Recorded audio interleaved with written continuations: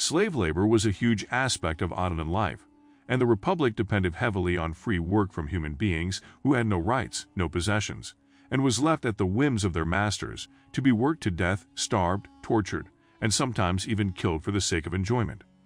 Could this be why the Ottoman Empire was one of the most feared ancient empires of all time? Welcome to Crazy History, where we bring you the craziest, weirdest facts from human history.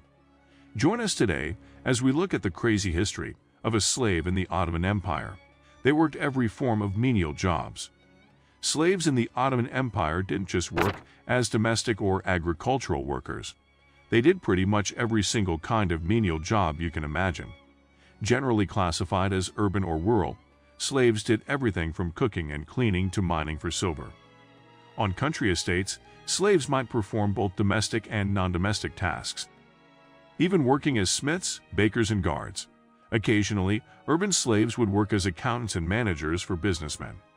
If you were a slave that originated as a prisoner of war, you might have been sold off to the public and could have been tasked with fighting fires, tending to public buildings, and even working as an executioner. Some Ottoman slaves lived their entire lives, from birth to death, working as the property of a master. But others who were able to cough up a little dough had a luckier fate, as then they might be allowed to go free. Ironically enough, slaves that earned their freedoms would later go on to acquire slaves of their own, and it turned out that these ex-slaves were more wicked than their original masters.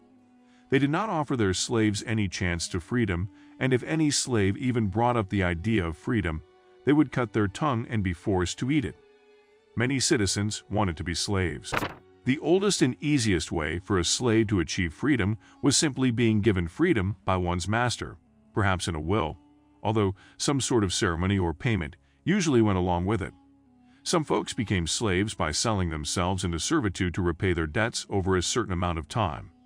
If that was the case, you'd be freed as soon as your contract was complete.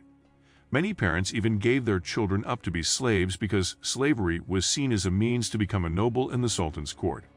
If a slave behaved well, he would be taught many skills and practices, which could land him a spot as one of the royal advisors to the Sultan. Their punishments were cruel. Being a slave was cruel and unbearable during any time period, and the Ottoman slaves were no exception. Slaves who were considered property of the masters were expected to behave, and if they didn't, the consequences were nightmare fuel. Slave owners could beat and punish slaves harshly, inflicting everything from whippings to chains and fetters. Masters also had free rein to sell their slaves, execute them by hanging or crucifixion, and make them do the worst possible tasks as punishment. And if you tried to run away, they'd brand you. Yes, you heard that right. If a slave was caught trying to escape from his master, after he was caught, the master would use hot metal to brand insignia on the forehead of the slave, so that wherever the slave went, he or she could be easily identified as the rightful property of his master. The Ottoman slave diet. Nothing sounds less appetizing than limited rations of bread, right? Well, slaves, being the lowest rung of the Ottoman Empire, were clearly not eating like kings. Slaves would receive wheat to make their own bread, although shackled slaves, who couldn't grind their own grain, were to receive bread itself. When slaves worked the fields during the summer, more flour was needed, as was additional wine. If we were working in the hot Ottoman fields all summer for no money, we'd be in need of additional wine too. Although they would work day in and day out in these fields, they were not given food, and the Ottoman slaves began to drink their own sweat as a way to quench their thirst from working all day in the heat. Even when they were given bread or wheat to make their own bread, it would be once a day, and if a slave was identified as being stubborn, he or she would go long stretches of days without being fed, but still forced to work. Needless to say, this resulted in the death of a lot of Ottoman slaves. Slaves were made to fight each other. While most slaves functioned as a coerced unpaid labor pool, some enslaved men and women got to join the ranks of criminals and prisoners of war in fighting bouts. Made up mostly from slaves, the first fighting contests appeared as early as the 1500s. Treated more like investments than human beings, these performers weren't slain very often. They were too valuable, according to archaeologist Wolfgang Neubauer. Many former slaves also volunteered to be fighters, with limited opportunities after buying their freedom. AKA manumission, they essentially gave themselves back to servitude, swearing the fighter's oath to be burned by fire, bound by chains, to be beaten to die by the sword. Okay. For an oath, we've got to admit the fighter's oath is pretty hardcore. But you've got to imagine conditions for freed slaves had to be pretty terrible if they were earnestly volunteering to fight to the death. The Ottoman slave fashion. If you were an Ottoman slave, chances are your style game wasn't exactly on point. Slaves were forced to wear simple clothing, not much different than garments worn by the poor free men and women. Masters provided a tunic of 3 feet and a half and a cloak once in 2 years.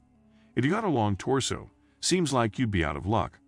Also, once in 2 years, good shoes should be given. Imagine only getting 1 pair of shoes every 2 years. And this is during a time when duct tape didn't exist. To add insult to injury, male slaves weren't allowed to wear the one quintessential Ottoman fashion parment robes. Female slaves were also forbidden from wearing stolas, a dress worn over their tunic. According to historical experts, the Ottoman Senate once considered instituting a uniform for slaves to more clearly distinguish them in society. They ultimately decided against it to prevent slaves from knowing just how many of their ranks existed. Bone-chilling. Why would the Ottoman Empire be concerned that the slaves knew how many of them there were? Well, because there were a lot of them, I mean a lot. Studies have estimated that slaves in the Ottoman Empire constituted 1/5 of the total population, and at the height of slavery in the Ottoman Empire, their numbers rose to be about 2/5 of the total population. The sheer number of slaves in the Ottoman Empire resulted in tension and fears of revolt. Anyone could be chosen as a slave. Unlike other historical forms of slavery, Ottoman slavery was not dependent upon race or ethnicity, and the number of slaves varied at any given time. After wars and successful conquest during the height of the Ottoman Empire, thousands of men and women were enslaved, many of whom served as artisans, craftsmen, and agricultural laborers. As the empire expanded, the Ottoman Empire took more and more prisoners of war, and tons of warriors were enslaved, including individuals from Greece, Egypt, North Africa, Gaul, and Asia Minor. Apparently, the Ottoman Empire was an equal opportunity slave empire, I guess. Their treatment to female slaves. Female slaves were not exempt from manual labor, but they often performed personal duties under the auspices of elite and wealthy Ottoman women. Slaves could be trained to apply cosmetics and do hair, kind of like a glam squad that's forced to be there and doesn't get paid. Other female slaves even served as wet nurses for wealthy Ottoman women. In some cases, the Sultan's wife could have more than 1,000 attendants, many of whom were female and male slaves alike. Female slaves were also vulnerable to the whims of male masters and could end up as the unfortunate victims of sexual abuse, sometimes with the masters charging a fee for the male slaves to engage in these heinous acts on their female counterparts. Surrounded by all this pain and suffering, it's no wonder female and male slaves alike were itching to become fighters for the entertainment of their owners. Male slaves were forced to cross-dress. Although female slaves are often talked about for being mistreated in the Ottoman Empire, the male slaves didn't have it easier at all. Masters would sometimes force their male slaves to dress as women, donning the robes and attires that the women of the Ottoman Empire regularly wore. After being dressed up by their masters, these male slaves were then forced to lay with their masters in bed. The Ottoman Empire was one of the earliest practitioners of Islam, and although homosexuality is frowned upon in the religion, this did not still stop or deter the masters from doing as they like with their male slaves. With all that has been said, what do you think of the Ottoman Empire now? Which practice was the most cruel in your opinion? Which ancient civilization would you want us to cover next? Tell me your answers down in the comment section. Hope you enjoyed the video, and if you did, don't forget to like and subscribe. Also hit the bell as well so you don't miss any video, cause we have a lot more interesting things to come. See you soon.